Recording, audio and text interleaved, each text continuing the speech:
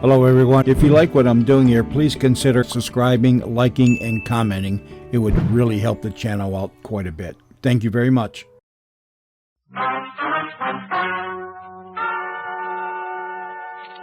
Ladies and gentlemen, the story you are about to hear is true.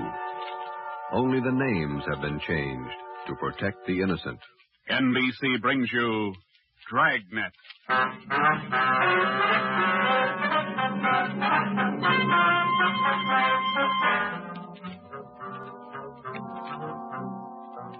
You're a detective sergeant. You're assigned to robbery detail. There's a potential killer on the loose in your city. 18 women have been beaten and robbed by this man. The newspapers call him the Werewolf. Your job is to get him. Dragnet, the documented drama of an actual crime, investigated and solved by the men who unrelentingly stand watch on the security of your home, your family, and your life. For the next 30 minutes, in cooperation with the Los Angeles Police Department, you will travel step by step on the side of the law through an actual case from official police files from beginning to end, from crime to punishment. Dragnet is the story of your police force in action.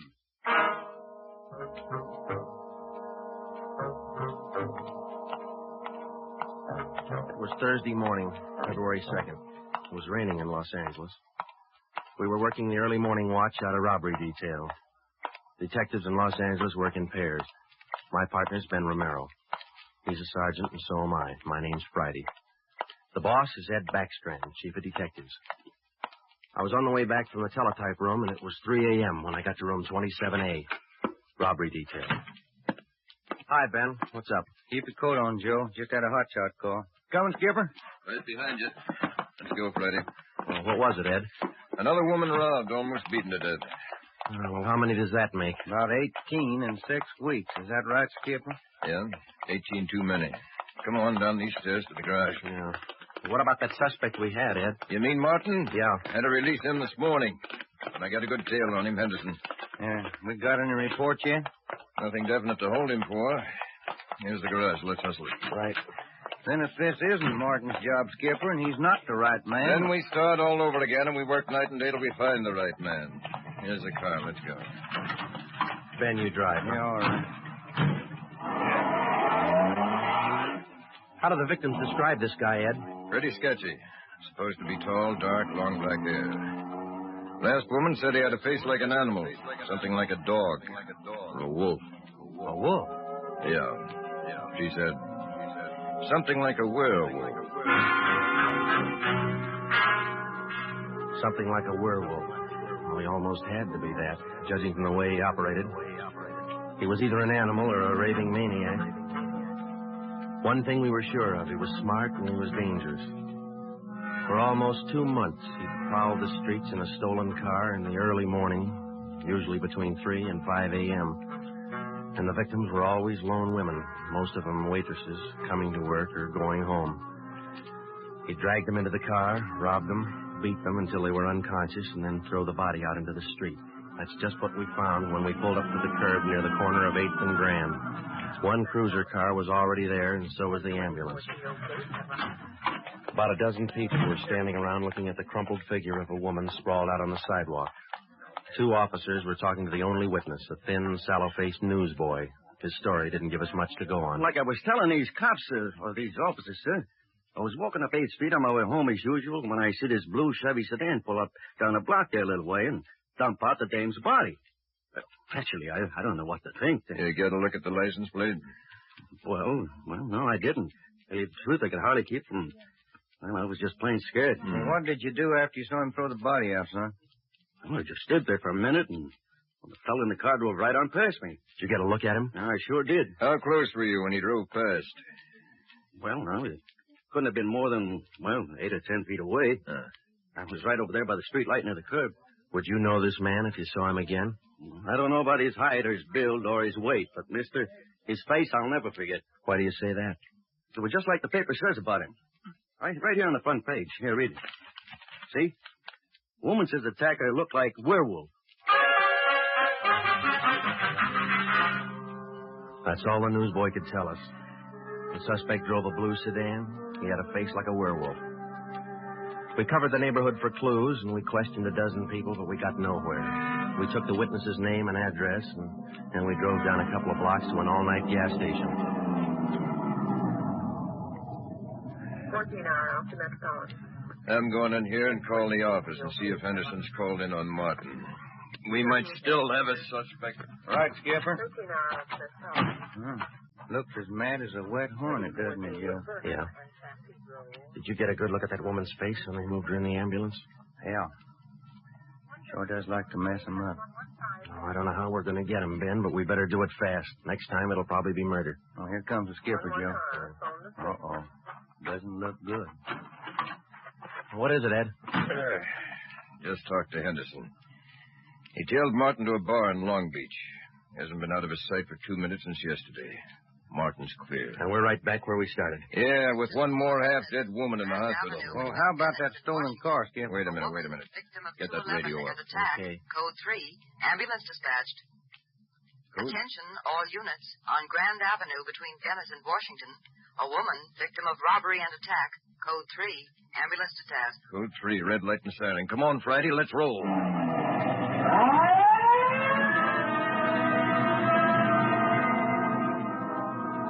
We couldn't be sure, but it sounded like another one. 6 minutes later, we were there. Same story. Werewolf. The next day, the chief ordered the number of cruiser cars doubled in the Central District. This was for the early morning watch, with plainclothesmen to back them up.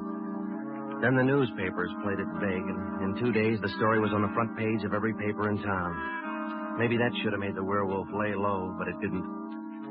Because at 4 o'clock that morning, while Ben and I were patrolling with the other cars, he got his 20th victim.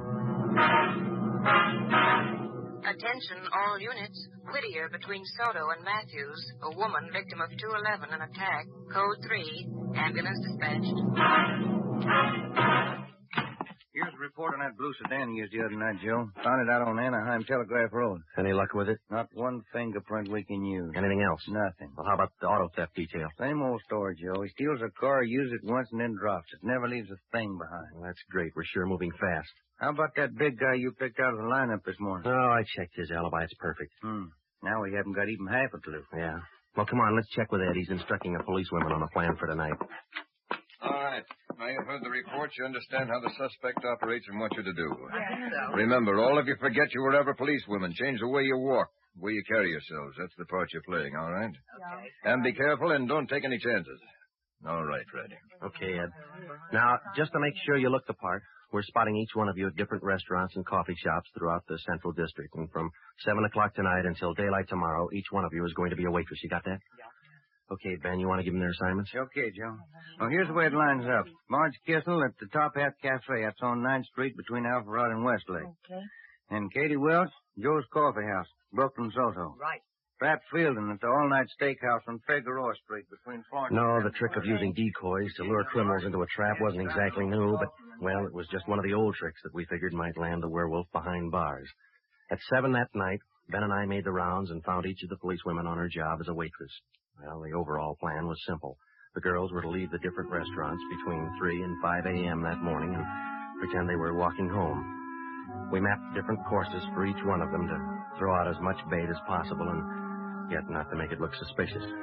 Each policewoman, from the time she left the restaurant and stepped out into the deserted streets, would be pretty much on her own. We had officers planted all along the way at designated intervals, but a big element of chance and danger was still there.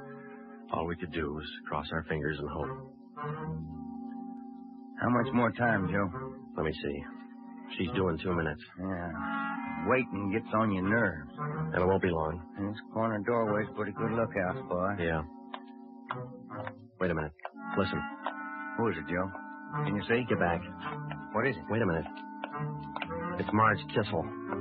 There's a man following her, a big guy. If it's the werewolf, where's his car? I don't know. Maybe he changed his plans. Get back. Here they come.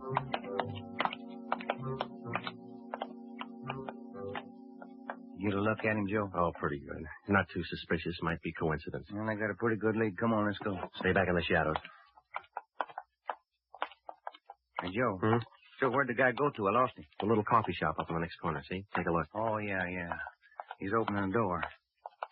He's turning on the light. Yeah. Looks like a false alarm, Joe. Well, let's check him anyway.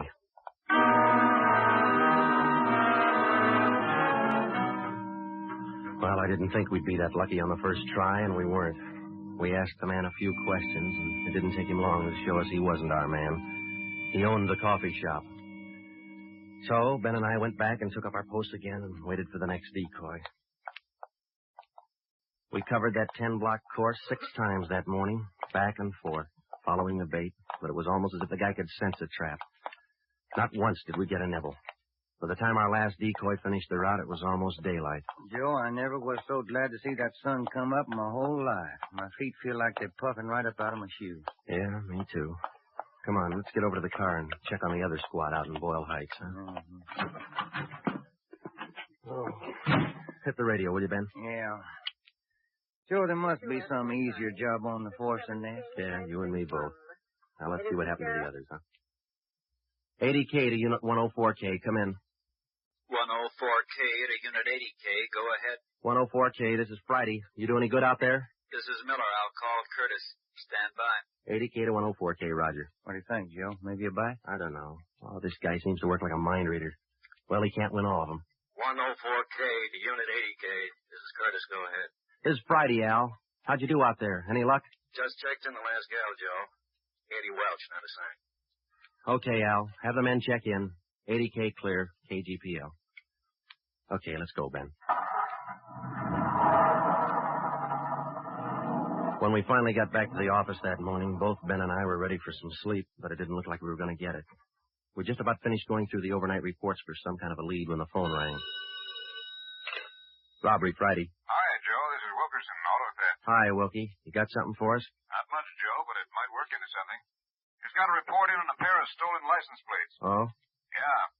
I'm not much of a hawkshaw, but I figure there's just a chance it might be your werewolf boy. How come? I don't know. Maybe just a hunch. After 13 years in this business, you get to know thieves pretty well. Sometimes you got to even think like them. Okay, Wilkie, thanks. We'll check by in a couple of minutes. Right, Joe. What do you have to say? Pair of license plates stolen last night. Wilkie's got a hunch it could have been our man. Well, might be an angle, Joe. If that werewolf guy'd hang on to one car long enough, we'd have a chance at him. Oh, he's too smart for that. I don't know, Joe. Sooner or later, he's going to make a mistake. Yeah. Come on, let's check with Wilkie. Well, we checked with Wilkerson. We got the best piece of news we'd had in days. On the average, 95% of stolen cars are recovered or located within 24 hours. In the remaining 5%, Wilkerson, by a simple process of elimination, narrowed down the number of cars the suspect might be driving. Wilkie figured 6 cars. There they are. Now, bet you if you picked up your man tonight, he'd be in one of these cars. Let me see, huh? 2-door black sedan, yellow convertible, another sedan, green, blue coupe, black coupe, and a gray convertible. Well, that's good work, Wilkie. At least we got something to look for now. Yeah, you're right, Joe. Wilkie, you got the numbers of those stolen plates you're talking about? Yeah, right here, Ben. They're already on the hot sheet. Good. Keep us posted, huh? As usual, Ben. See you later, Wilkie. That's a good break, Ben. Something to keep us busy tonight. Tonight? What do you mean? We're setting another trap.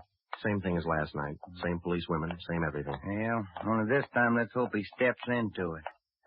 You know, Joe, this werewolf character's getting me mad.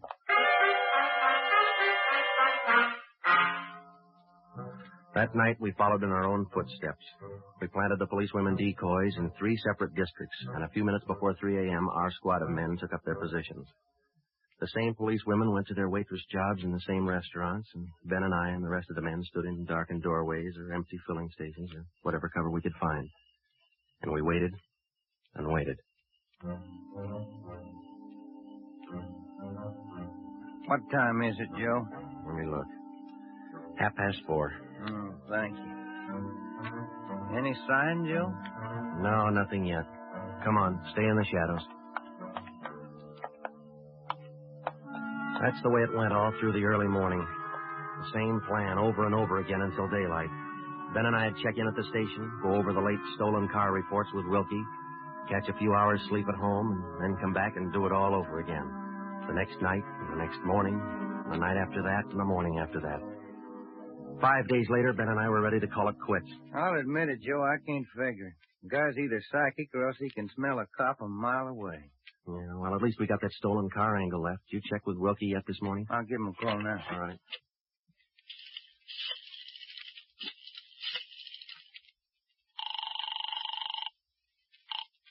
Auto theft, Wilkerson. This is Ben, Wilkie. Got anything for us this morning? Yeah, just going to call you.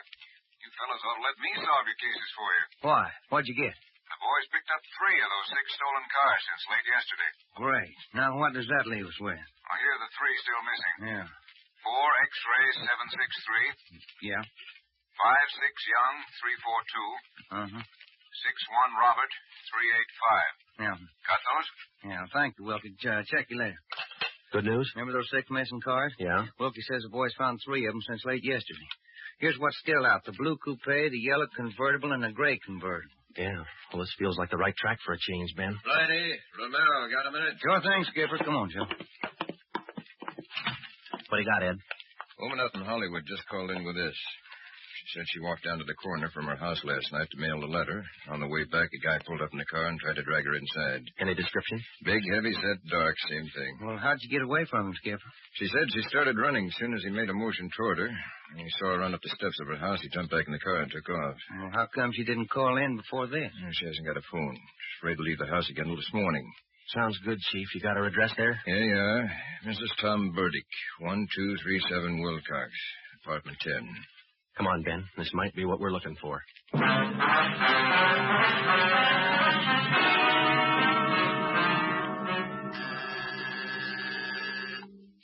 is it? Who's there? Sergeant Friday, ma'am. Police. Oh, just a moment. I'm Sergeant Romero, Miss Burdick. This is my partner, Sergeant Friday.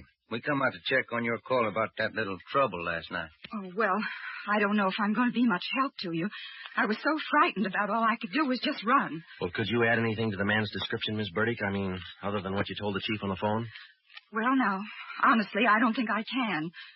All I saw was this tall, dark man jumping out of his car and starting for me. He had a heavy build and seemed to me, well, a large head with lots of long black hair. Miss Burdick, would you recognize this man if you ever saw him again? Well, I think I might. He was such an unusually big man, almost frightened me to death. Well, just one more question, Miss Burdick. Could you describe the car this man was driving when he approached you? His car? Mm-hmm. Why, yes. It was a gray convertible. Miss Burdick, are you sure of that? Yes, I'm sure of it. A gray convertible. Thank you, Miss Burdick. That's all we wanted to know. Sometimes when you're on a case, you can chase yourself around in circles for weeks trying to fit together just 2 little pieces of a yard-long jigsaw puzzle. And a lot of the time, you find the answer where you least expect it. But once you get that feeling you're after the right man in the right way, there's nothing that can shake you. When Ben and I got back to headquarters, we went straight to the chief's office with the story, and we had him stake out the gray convertible. In other words, if any detective or officer spotted the car, he reported it back to us, but he stayed away from it. We figured that there probably weren't more than 2 of the victims who could take the witness stand and identify the man who robbed and beat them. Not with a smart defense lawyer, anyway. So there was only one way to catch this suspect. Red-handed. Here they are, Joe. Both sets of license numbers for that gray convertible. Here's the original, and here are the numbers on the stolen plate. Good. Everybody got a hot sheet? From the chief all the way down to the janitor. Fine. Now let's get together with Ed, huh? Hot shot, Joe. Grab it. I got it. On the corner of California and Oakwood, a woman badly beaten. On the corner of California and Oakwood, a woman badly... Come on, Ben, another one. But, Joe, it's broad daylight. Yeah, doesn't figure, does it? Come on.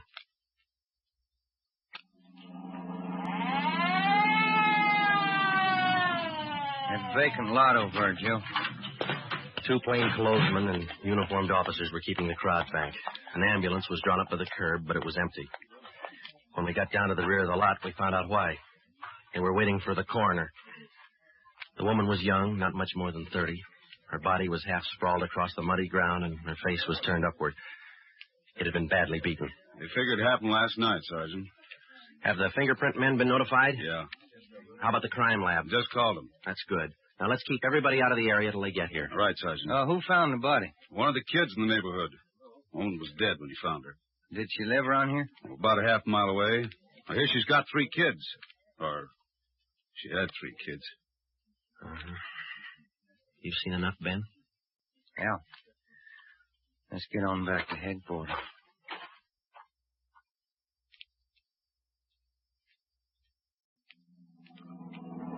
All the way back to headquarters, Ben and I planned our next move. And by the time we got to Ed Backstrand's office, we knew exactly what had to be done. When we told him about the werewolf murder, he didn't say a thing for a minute. He just stared across the room at the calendar on the wall. Then he brought his hand down hard against the desk. Friday, Romero, I'm only going to say this once, so get it straight. That guy's pulled his last job in this city. He's through robbing and beating women, and he's through with murder. I've given you time to track him down, and now I want him in. No stalls, no excuses. I want him. I don't care how many men you use, and I don't care how you get him, but get him. That's all. Ben and I worked all that afternoon, right through dinner, up until 8 o'clock. By that time, the overall plan was down on paper and already in action. It was one of the biggest things we'd ever tackled, and, well, we didn't know if it was going to work. We only knew it had to work. We had a squad of 65 cars to stretch out over 40 square miles of the city in one big dragnet. The blockade itself would be stationary most of the time, and working inside it would be 2 cars, 14 policewomen as decoys, with 2 plainclothesmen assigned to watch each policewoman. If and when the werewolf was sighted in the gray convertible, we'd automatically take over the police radio for the whole city, and Backstrand would direct the chase from headquarters. A little after 8, we had coffee and hamburgers, and we went to Ben's for a few hours. Ben tucked his kid in bed as usual, and then he laid down for a nap. I talked to his wife until I dozed off in the chair. At 11:30, she woke us up. I combed my hair and put on my coat. Cops' wives are like everybody else's. They worry. When we met Ed at headquarters, we did some last-minute checking on details with Backstrand for about a half an hour, and then we were all ready to go. By 5 minutes past 2, half the Dragnet crew pulled out of the police garage and scattered over the city to their places. By 2:35, the other half pulled out, and a few minutes later, Ben and I followed. At 3 minutes to 3 that morning, Backstrand took over communications and checked every car in the operation.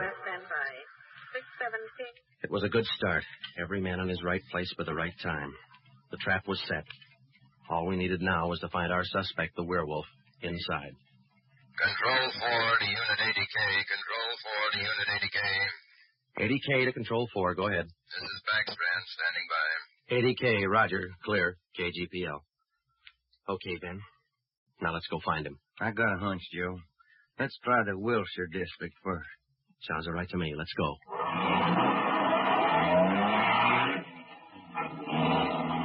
For the first hour and a half, we raked the Wilshire district back and forth.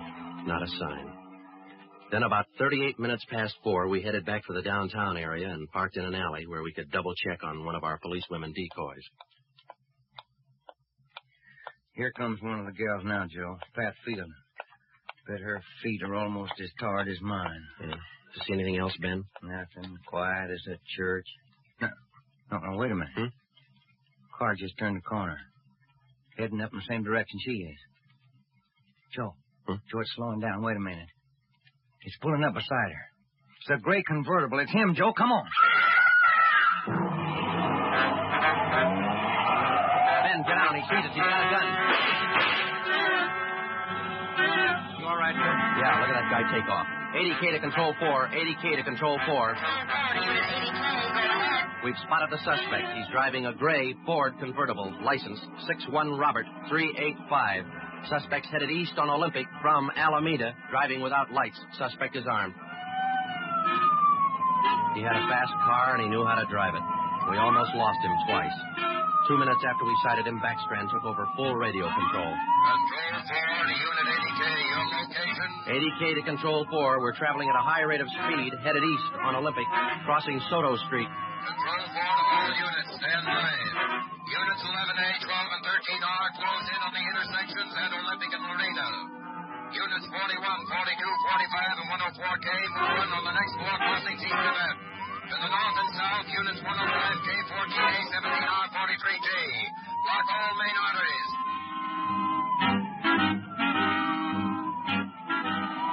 In the next half hour, the 65 cars in the Dragnet had pulled in like a noose around a 5-mile area. Ben and I hoped it was just a matter of time. Unit 80K to Control 4. Control 4 to 80K, go ahead. He's headed north on Fresno Street, crossing Whittier Boulevard. Attention all units. 80K now pursuing suspect north on Fresno from Whittier Boulevard.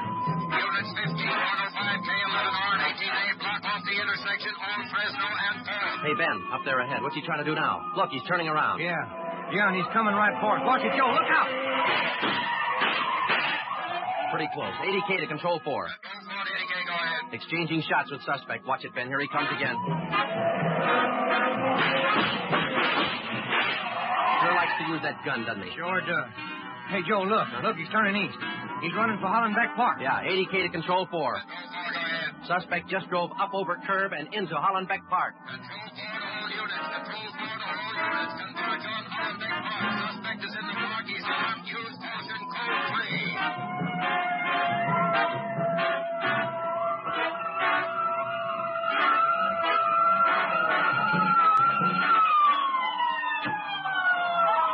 There he is, Ben. Watch it. Looks like a night baseball game with all these headlights. Yeah, come on. Let's get him. Yeah. Never say die, huh, Joe? Joe, can you get a shot at him? Don't shoot! Don't shoot! I'll give up! Don't shoot!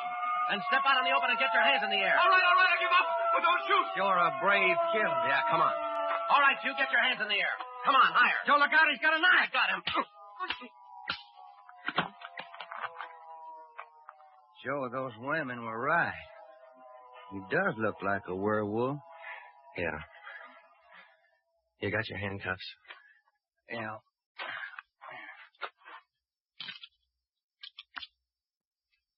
Okay.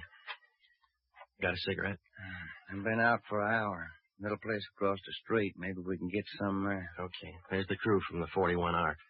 Hey, fellas, take him into robbery, will you? Okay, Friday. I think there's a vending machine in there. Uh-huh.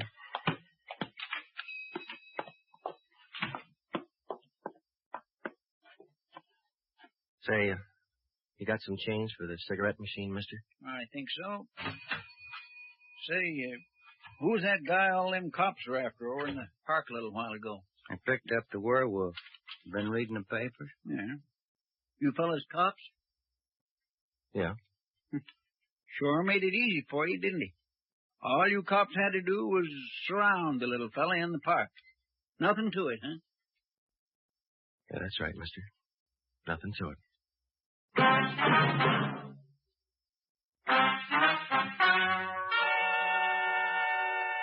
The story you have just heard was true. Only the names were changed to protect the innocent. Walter Barton, known as the Werewolf, was tried and convicted and is now serving a full life sentence at the state penitentiary.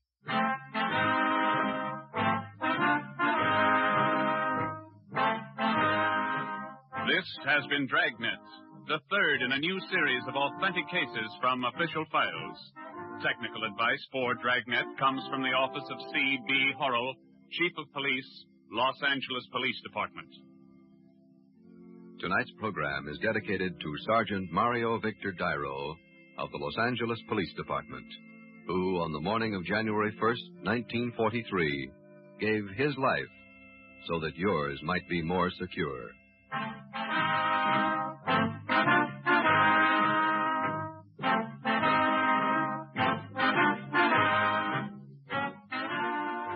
Dragnet came to you from Los Angeles.